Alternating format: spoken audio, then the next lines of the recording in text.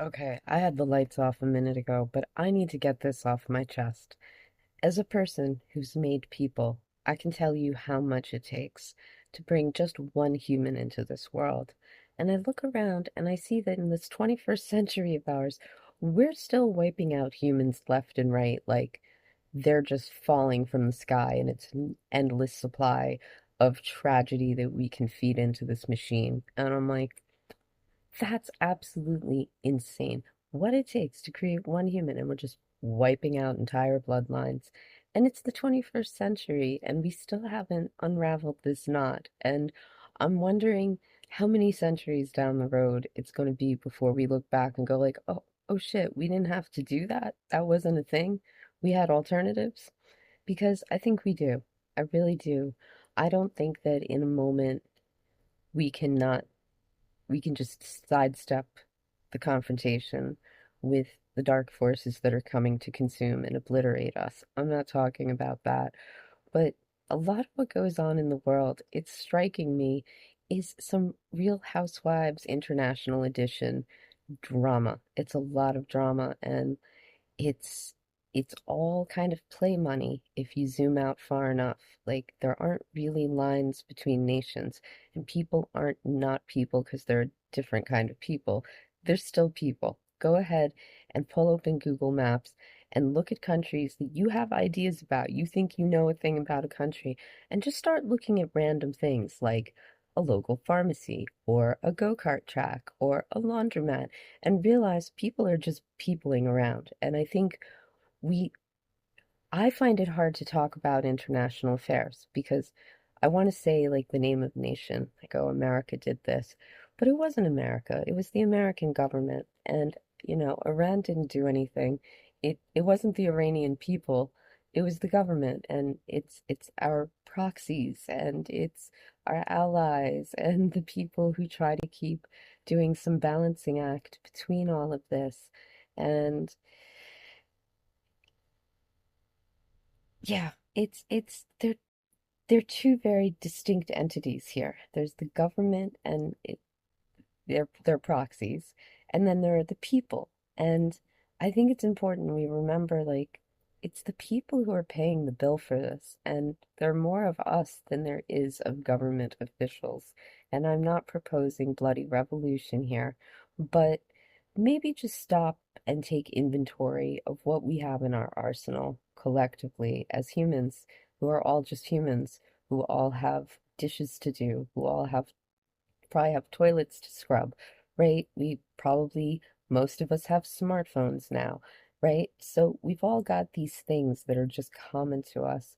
And the more we can see that and really understand that, I think the more capable we'll be of dialing down the hysteria, and we'll stop taking the bait and buying into the fear mongering and the othering and all this other crap that on some level I think we kind of know is something we need to outgrow. It's not our best look. It's not a good way forward. And I'm kind of wondering why we're not more focused on that than who's fighting who, where, about what, and what's going to happen, and bad news, bad news. It's always the same story over and over again. And if we're honest and we're like, look, I watch reality TV and I watch news and I treat them about the same. Now, obviously, the matter at hand, the thing that's the global event of the moment, of course, that's serious, that's real, and it deserves some respect on a level that these things have happened and impacted people and are shaping history. I have plenty of regard for that. But for me to sit with my nose to a screen, sucking from the teat of the endless news stream, trying to brainwash and terrify me into being a jellyfish consumer, like no spine, no thought of my own, just sit here and be scared, do what I'm told, and go buy things to make me feel better about the fear it's inducing. I am not being informed and effective. I'm not really changing the world. I'm not changing policy. It doesn't matter if I'm in the street waving signs. That is just a given Tuesday anywhere these days. Everybody's always demonstrating. The power of that was the impact it had because it was in contrast to the civil order that it had as a backdrop. We have no civil order as a backdrop. There's no contrast. That's like white on white. You can't even see the people are out there protesting anymore. And I'm not saying we shouldn't raise our voices. I'm just saying we shouldn't rely on that as a primary form of political action and change. I think we need to change as a people, and we need to be able to see how much of this is drama, how much of this is hogwash, and how much we are pouring ourselves out to it. I'm sorry, we are. We're like, yeah, brainwash me, scare me. I'm back for more because now you've got me addicted. And I look at people who watch the news all the time, and I love you guys. I really do. But you're making yourself sick. No, you know what? I love you guys. And you're making yourself sick. And I'm saying this because I love you and because I don't I don't want to see people under the spell of this. It's watch sports, watch reality TV, find some other thing that satisfies that. This goes all the way back to the Colosseum. This is feeding Christians to lions and like the spectacle of it all. And we haven't really changed much. And I think we have the knowledge and the perspective and the power now to change at least incrementally in a better direction. And I just feel this right now that the news is a blight upon us. Didn't somebody say that it's a mind virus delivery system? I swear I heard that statement recently and thought, yeah. Yeah, and we're stepping up to get infected. And ew, step away from the icky needle of the news. Stop. Look around, find out what the truth is. Ask good questions. Let's just ask good questions. Say, okay, well, why did this happen? What's going on? What's the relationship between these nations? What's going on that this one would take this action here today? This kind of thing, and understand it and get the clarity and the insight to be like, okay, I think I see what's going on over here, instead of going on blind faith to people who don't have our interests at heart. Um, it's been a long time since the news had any credibility. It used to. It used to be a sacred institution. Murrow is like rolling in his grave right now.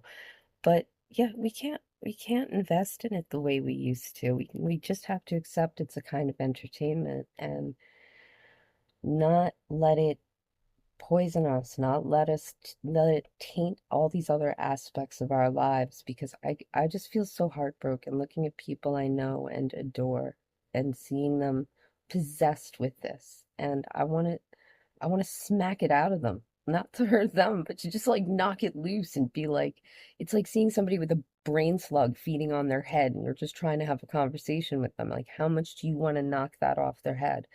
Like, that's how this feels to me. And we forget the part about how not only does it take a lot to make a human, but we get very little as humans. We have a very short time here in good health with adequate resources to create and enjoy within this life. And we ain't, you see, we don't get rollover minutes. It doesn't fucking happen. Like, this is what we get. So, where are we spending it? Really, like, it's another loss of human life right there. I feel that. I'll make a sober case for it one day when I'm not half asleep and feeling a little impassioned about these revelations washing over me at the moment. But I just feel like I need to get this off my chest. So, all right, with a lighter chest and a heavy head, I must go to bed and come at this fresh anew tomorrow, or not, because this doesn't infiltrate much of my life. I gotta tell you, I like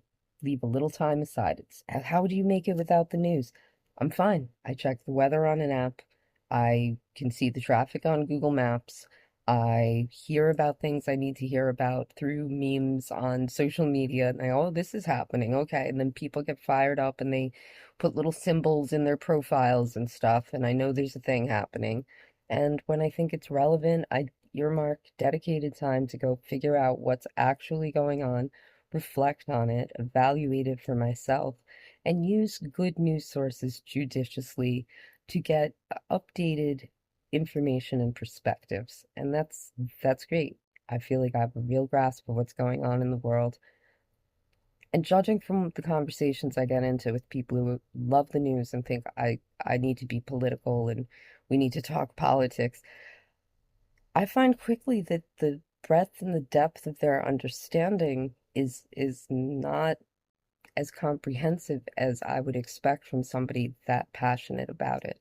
So, yeah, I mean, there are better ways to get your information, there are better ways to form opinions, and I'm glad people are trying to be informed and be aware, but I think that's now the excuse for perpetuating the addiction and the delight we get in picking a side and saying, "Oh, well, at least we're not like those filthy people on the other side of the line, you know? We're better than them because we know this." And it's not a proud look. It's really not a flattering shade. And I think by looking to people on the other side of the aisle and going, "Look, we've come to this in a way that we don't agree on these matters, and maybe that's how we keep connection with the truth through the dynamic tension of our dissent, rather than treating one another as oppositional forces to be conquered or obliterated,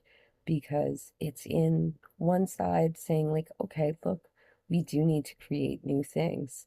It's wonderful that we're going to take care of people and we're going to change the way we're doing things. So I'm sitting here talking about is changing things, taking care of people, right? And trying the new thing. This is a big part of it.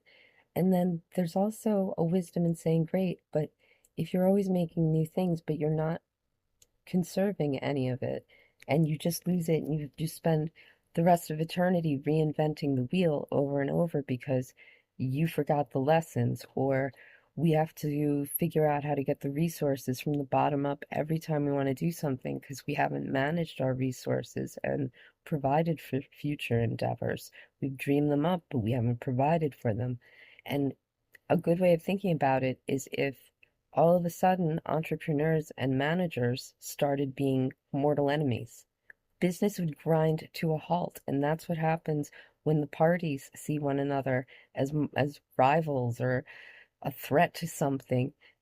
The whole business grinds to a halt. How many times have we seen the government literally shut down because we can't get past this nonsense? And I think it's fueled by a lot of this mind virus that we keep injecting ourselves with.